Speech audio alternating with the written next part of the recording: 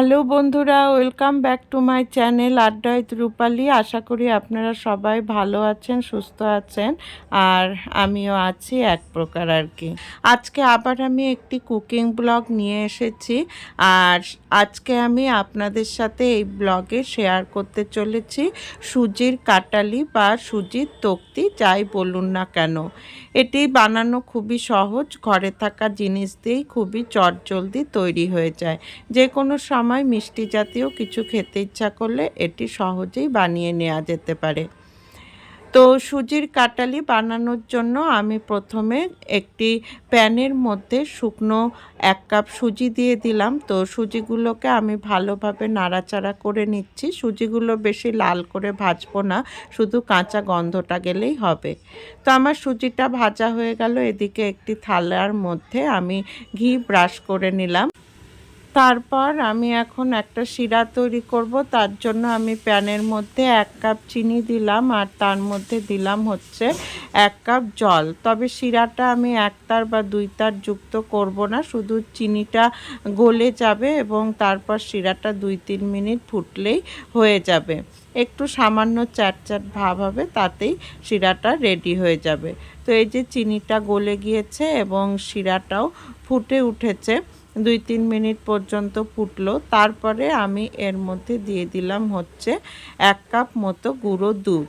তো গুঁড়ো দুধটা এখন আমি গুলিয়ে নিব। তো গুঁড়ো দুধের জায়গায় লিকুইড দুধও দেওয়া যেতে পারে, আবার দুধ ছাড়াও করা যেতে পারে।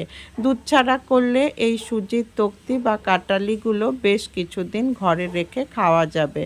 তো দুধটা গলে যাওয়ার পর আমি এর মধ্যে সুজিগুলো দিয়ে নিলাম।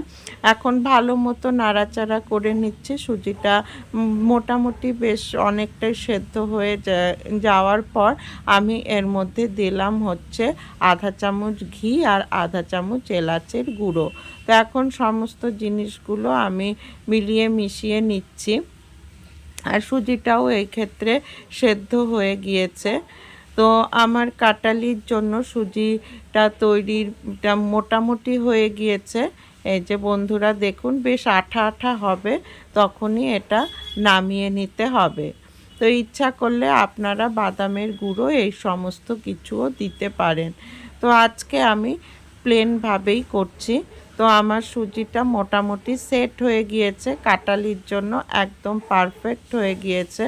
তারপরে আমি এই ঘি ব্রাশ করা থালার মধ্যে আমি সুজিটাকে দিয়ে দিলাম। এখন আমি ভালো করে এটাকে সেট করে নিচ্ছি।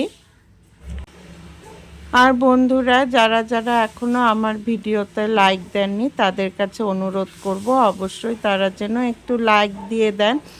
তাহলে কি লাইক পেলে ভিডিও তৈরি করার অনেকটাই উৎসাহ মনের পায়। আর উপরে এখন আমি কিছু চেরি কুচি দিয়ে দিলাম। আর বন্ধুরা, আজকে আমার ভয়েসটা খারাপ আসছে, কারণ শরীরটা আমার প্রচণ্ড খারাপ। তো আপনারা মনে কিছু করবেন না। চেরিটা ছিটালেও হয়, না ছিটালেও হয়, এটি পুরো অপশন। তো আমি এখন এটিকে ফ্রিজের মধ্যে রেখে দিব এই 5-6 মিনিট মতো। তো ফ্রিজে ঢুকানোর আগে আমি বরফি আকারে কেটে নিচ্ছি, কেননা পরে এটি ঠান্ডা হয়ে গেলে প্রচণ্ড শক্ত হয়ে যায়, তখন কিন্তু কাটতে অসুবিধে হয়। ঠিক যেরকম নারকেলের কাটালি বা নারকেলের তক্তি হয়, অনেকটাই ওই রকম হয় এবং বেশ শক্ত হয়, খেতেও প্রচণ্ড ভালো লাগে। আর এই যে আমি এখন ফ্রিজের থেকে বের করে আনলাম। এখন আমি তক্তিগুলোকে বরফি আকারে যেভাবে কেটে রেখেছিলাম সেই অনুযায়ী আমি বের করে নিচ্ছি। আর এই যে দেখুন, সুজির তক্তি বা কাটালিগুলো রেডি।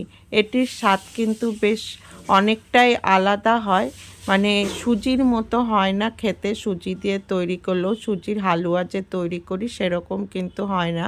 খেতে বেশ ভালো লাগে, বেশ শক্ত হয়, আর ঘরে রেখেও খাওয়া যায়।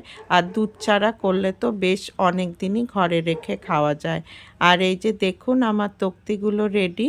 তা আশা করি আমার এই সুজির তক্তি বা সুজির কাটালি আর রেসিপিটা আপনাদের ভালোই লাগবে। যদি ভালো লেগে থাকে অবশ্যই কিন্তু বাড়িতে বাড়িতে তৈরি করবেন এবং তৈরি করে খেয়ে দেখবেন কেমন লাগলো।